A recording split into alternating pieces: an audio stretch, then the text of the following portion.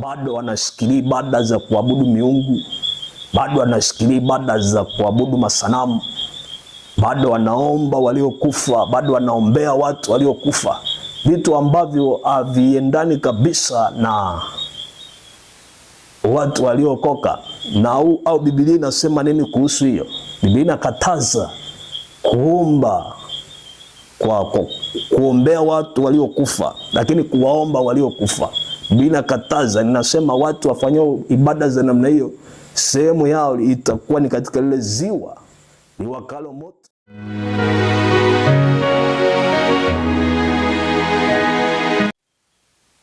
Ninamshukuru Mungu Baba kwa kunipa kibali cha kuwepo tena mahali hapa siku ya leo.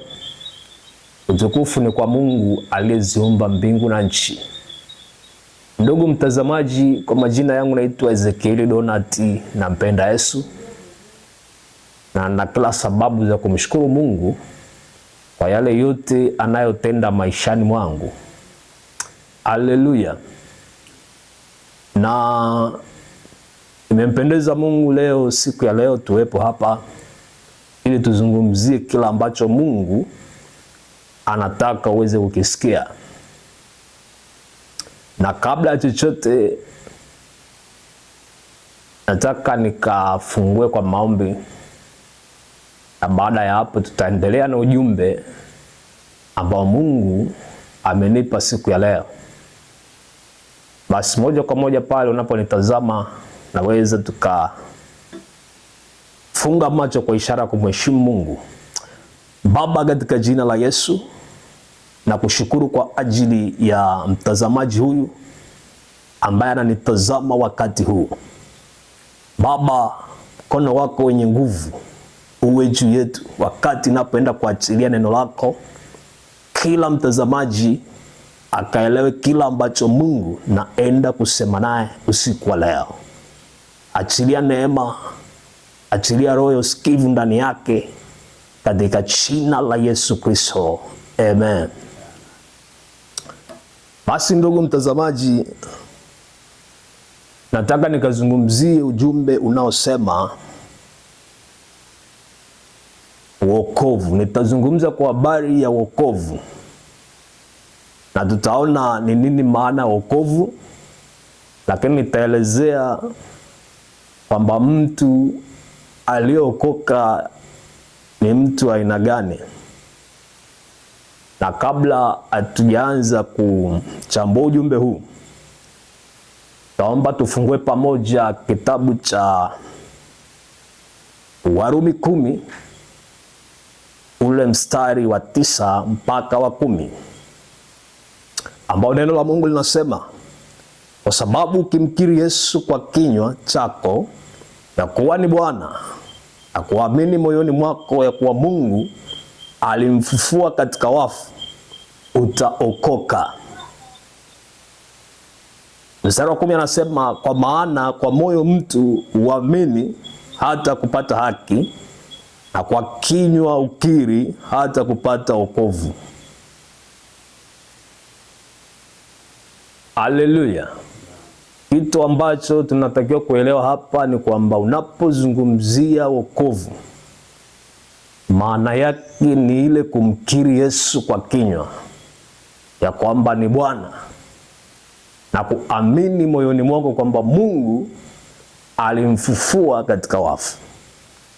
Neno la Mungu nasema ukiamini hivyo na ukakiri, basi unapokea wokovu.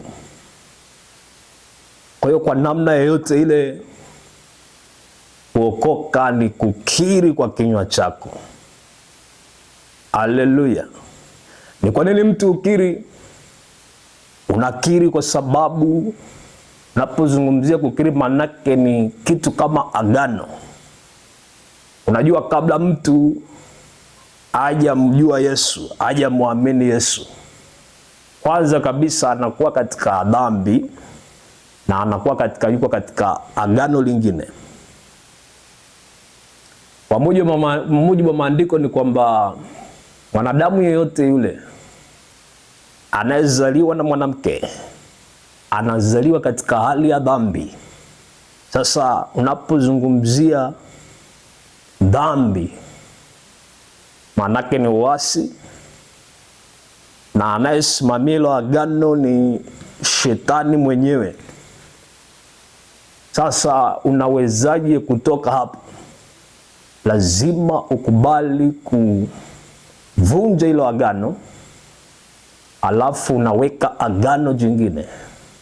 Ndio hii sasa inabidi utumie kinywa chako kukiri kwa kinywa ya kwamba kuanzia leo ninamkataa shetani na mambo yake yote, na ninamkubali Yesu awe Bwana na Mwokozi wa maisha yangu. Baada ya kufanya hivyo, Biblia inasema umepokea wokovu. Haleluya. Na hii ikusaidie ndugu mtazamaji. Naweza sikia mtu anasema tu kwamba nimeokoka, lakini hajakiri kwa kinywa chake. Maanake ni kwamba kibiblia usema umeokoka, maanake lazima ukiri kwa kinywa chako ya kwamba Yesu Kristo ni Bwana na Mwokozi wa maisha yangu. Nimetangulia kusema kwamba unakiri kwa ishara ya kuweka agano na Mungu. Navunja agano, naweka agano. Haleluya.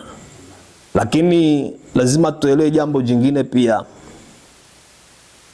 Nisoma katika Wakorinto wa pili ile sura 5 mstari wa 17.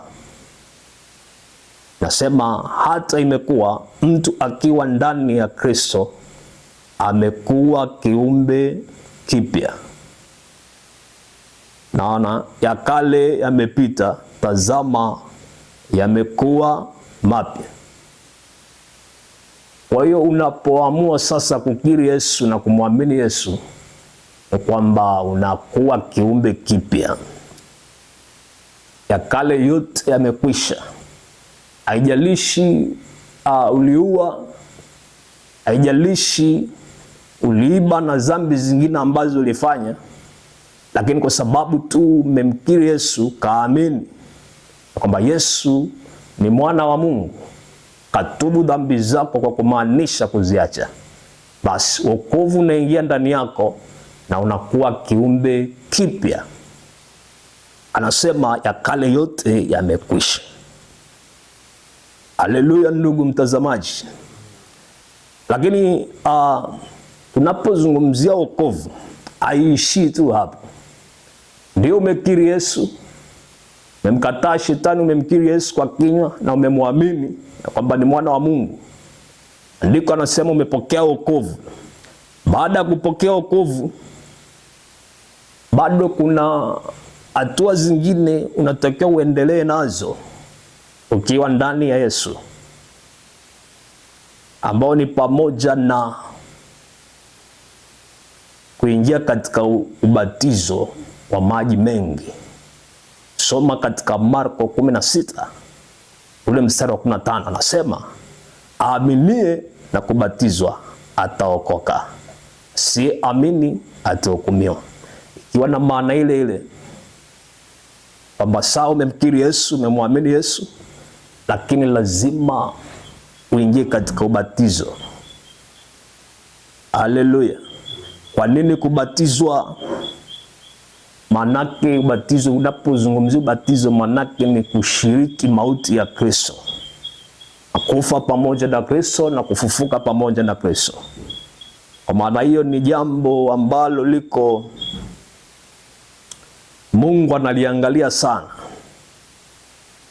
Kuna baadhi ya watu huwa wanadai kwamba ubatizo kwa sasa hauna maana, na wanadai kwamba sasa hivi kuna ubatizo wa Roho, lakini Biblia iko wazi kabisa kwamba ubatizo wa maji ni ubatizo wa maji, na maji yanayozungumziwa ni maji kabisa, maji. Haleluya. Soma katika Warumi 6 ule mstari wa 3 mpaka 4, nasema amfahamu ya kuwa sisi sote tuliobatizwa katika Kristo Yesu tulibatizwa katika mauti yake.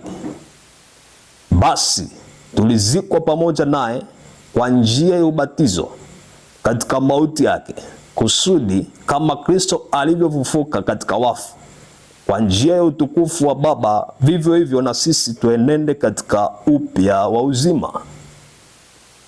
Naweza ukaona kwamba ubatizo ni kitu cha msingi sana, na si jambo jepesi kama ambavyo wakati mwingine tunaweza tukachukulia kwamba ni ishu ambayo haina umuhimu. Lakini kibibilia kwamba kile kitendo tu cha mtu kuamini ya kwamba Yesu Kristo ni Bwana, anatakiwa azamishwe katika maji mengi. Haleluya! Kwa maana hiyo basi, Mungu anatutaka sisi ambao tunasema kwamba tumeachana na dhambi, tumeokoka, kuhakikisha kwamba tunafanya kile alichotuagiza. Haitoshi tu kusema kwamba nimeokoka naenda mbinguni na ikawa imeishia tu hapo. Hapana, lazima kutembea katika zile taratibu ambazo Yesu anatuagiza katika neno lake. Nataka tuangalie mifano ya watu ambao waliingia katika ubatizo wa maji mengi, kwa sababu hii ishu haijawa ishu ndogo, ni ishu kubwa sana. Na uwezi ukasema kwamba ubatizo huu hautakiwi ukatumia ubatizo mwingine tofauti na huu, au ukasema kwamba sasa hivi tunabatizwa kiroho. Hapana, haya ni mambo halisi na ipo mifano ya watumishi wa Mungu ambao walifanya hivyo. Haleluya! Kija katika Mathayo 3:13 inasema, nazungumzia kwa habari ya ubatizo wa Yesu Kristo. Yesu alibatizwa katika mto Jordan, na alipokuwa anataka kubatizwa, mtumishi wa Mungu Yohana, maana yeye ndiye aliyokuwa anabatiza kule kwenye mto Jordan, alitaka kumzuia Yesu ili asibatizwe kwenye maji mengi. Lakini Yesu alimwambia kitu kimoja, kwamba lazima tufanye hivi, yaani lazima kubatizwa ili kutimiza haki yote. Kusoma katika Mathayo 3 mstari wa 13 tutakutana hizo habari. Yesu mwenyewe aliingia katika ubatizo wa maji mengi. Haleluya! Mfano mwingine katika Yohana 3 mstari wa 22 nasema, baada ya hayo Yesu na wanafunzi wake walikwenda mpaka nchi ya Uyahudi, akashinda huko pamoja nao, akabatiza. Yohana naye alikuwa akibatiza huko Anioni karibu na Salimu, kwa sababu huko kulikuwa na maji tele, na watu wakamwendea wakabatizwa. Kwa hiyo ishu sio tu kusema kwamba ni ishu ya kiroho, batizo ya kiroho. Hapana, hii ni ishu ambayo kabisa ni maji kama maji, lakini maji ambayo mtu anaweza kazamishwa. Haleluya! Unaona hapa Yohana anabatiza watu sehemu ambako kulikuwa na maji mengi. Watu wanakuja wanabatizwa, wanazamishwa ndani ya maji, na baada ya kuzamishwa mambo yanakuwa yanaenda kwa namna ambavyo sasa inakuwa imekubalika mbele za Mungu. Lakini ukisoma katika Matendo ya Mitume 8 mstari wa 37 nasema, Filipo akasema, ukiamini kwa moyo wako wote inawezekana. Akajibu akanena, naamini ya kwamba Yesu Kristo ndiye mwana wa Mungu. Naona akaamuru ile gari isimame, wakatelemka wote wawili majini, Filipo na yule towashi, naye akambatiza. Kisha walipopanda kutoka majini, Roho wa Bwana akamnyakua Filipo yule towashi, asimuone tena. Basi akaenda zake akifurahi. Unaweza ukaona, ndugu mpendwa mtazamaji, kwamba Filipo alipomhubiria yule towashi, Biblia inasema kwamba yule towashi akaamini Yesu. Alipoamini Yesu, kilichofuata aliingizwa kwenye maji, akazamishwa ndani ya maji. Alafu baada ya kuzamishwa ndani ya maji, Biblia inasema kwamba ndipo Roho wa Bwana akashuka juu yake. Alafu baada hapo Filipo akanyakuliwa. Haleluya. Sasa unaweza ukaona ni kitu gani ambacho kiko hapo. Na ili swala lina uzito mkubwa. Watu wengi wamepuuzia ubatizo huu, lakini ubatizo huu ni wa Mungu mwenyewe. Watu wanabatizwa kwenye maji ya kurashia tu, wanadai kwamba sasa hivi haina muhimu sana. Ni vitu vya kawaida, lakini Biblia iko vile vile kwamba imetupasa kutimiza haki yote. Kwa hiyo ukizungumzia wokovu ni pamoja na hivi vitu.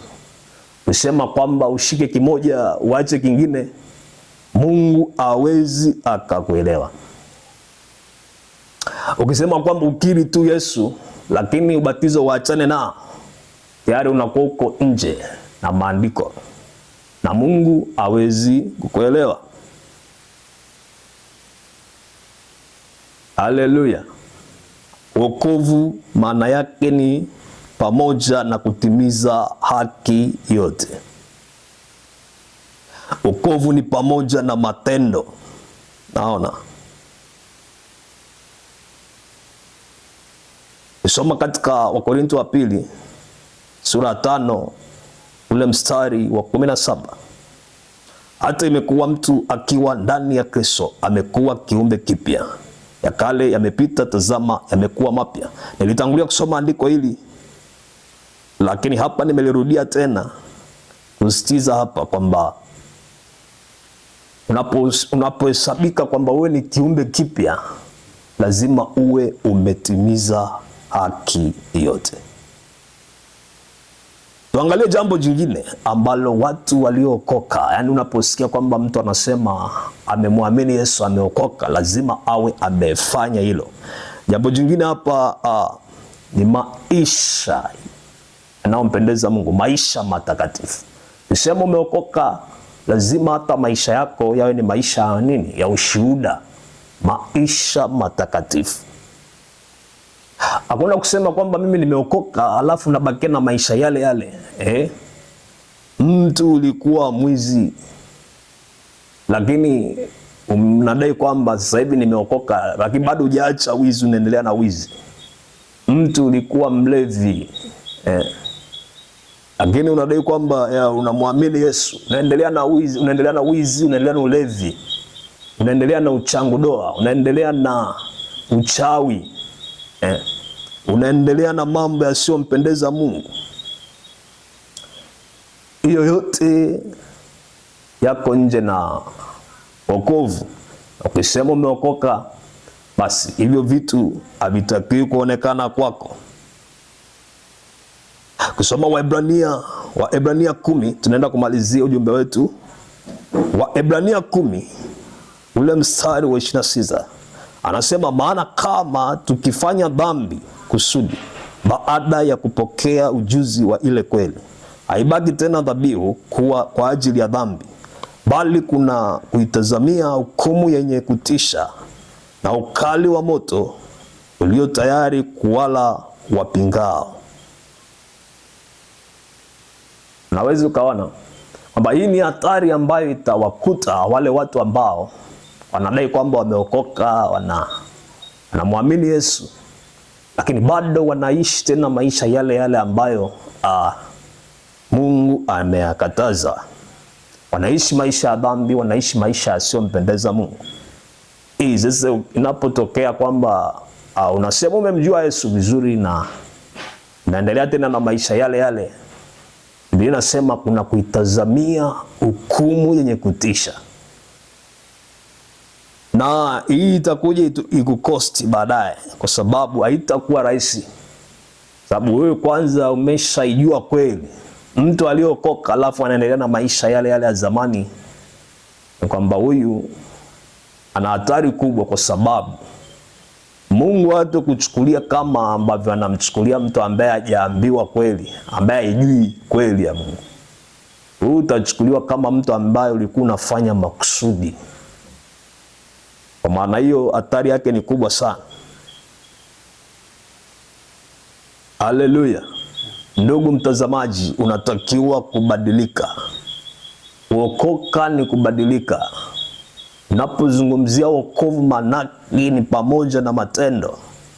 Hatusemi tu kwamba tumeokoka na ikawa tumeokoka, lakini tunatakiwa kuishi maisha ya wokovu. Hata ibada zetu lazima ziwe ni ibada ambazo zinafanya kila ambacho Mungu ameagiza. Leo utasema kwamba umeokoka, lakini katika ibada unaabudu miungu, unaabudu masanamu, unawaomba waliokufa, unaombea waliokufa, unafanya vitu ambavyo ni machukizo mbele za Bwana. Biblia inasema kwamba hayo yote ni machukizo mbele za Bwana. Kwa hiyo tukisema tumeokoka, kuanzia hata kwenye ibada zetu lazima tufanye kila ambacho neno la Mungu linatuagiza kufanya. Biblia inasema tunatakiwa kumwamini Mungu kupitia Yesu Kristo. Tunatakiwa kuomba kwa Mungu kupitia Yesu Kristo. Sasa cha ajabu, watu leo wanaomba kupitia mizimu. Watu wanaomba kupitia watu wengine waliokufa. Mtu anaomba kupitia Maria, akidai kwamba yeye ndiye atakayemuombea kwa Mungu. Biblia inakataza na inasema kwamba kuna hukumu yake. Hatutaki kuomba kwa jina la Maria, hatutaki kuomba kwa jina lingine lolote lile isipokuwa Yesu Kristo. Na Yesu yeye ametolewa kwetu kama njia. Naona ili mtu uweze kumuona Mungu, ili mtu uweze kumwendea Mungu, lazima upite kwa Yesu. Usimame na neno la Yesu kama anavyoagiza, na kuhakikisha kwamba unatii kila ambacho amekisema katika neno lake. Utakapofanya hivyo, ndugu mtazamaji, basi hapo ndipo ambapo utakuwa umemwamini Yesu kweli na utakuwa umeokoka. Kwa maana hiyo lazima tuishi maisha ya wokovu. Na tukisema tumeokoka, basi tupite katika hizi kanuni zote. Haleluya. Nimezungumza haya machache kwa sababu nimekuwa nikiona watu wengi wanadai kwamba wameokoka, lakini hapo hapo ukiwaangalia wanakataa ubatizo wa maji mengi, wanakataa masuala ya kujazwa Roho Mtakatifu, wanakataa nguvu ya Mungu inayotenda kazi kwa watu wanaoamini. Bado wanashikilia ibada za kuabudu miungu, bado wanashikilia ibada za kuabudu masanamu, bado wanaomba waliokufa, bado wanaombea watu waliokufa, vitu ambavyo haviendani kabisa na watu waliokoka. Na au Biblia inasema nini kuhusu hiyo? Biblia inakataza kuombea watu waliokufa, lakini kuwaomba waliokufa Biblia inakataza. Ninasema watu wafanyao ibada za namna hiyo, sehemu yao itakuwa ni katika lile ziwa liwakalo moto na kiberiti. Kwa maana hiyo, ndugu mtazamaji, niseme tu kwamba saa ya wokovu ni sasa, na kuna wakati unakuja ambao hautaweza tena wewe kuokoka, kwa sababu huu ndio wakati wa neema. Hii neema kuna wakati itaisha. Sasa hii neema ikishaisha, hapo ndio hukumu ya Mungu na hasira ya Mungu itawaka juu ya watu wote ambao walikataa kuifuata ile kweli. Alafu itakuwa ni kilio na kusaga meno. Kwa kusema hayo, ndugu mtazamaji, Mungu akubariki sana. Amen.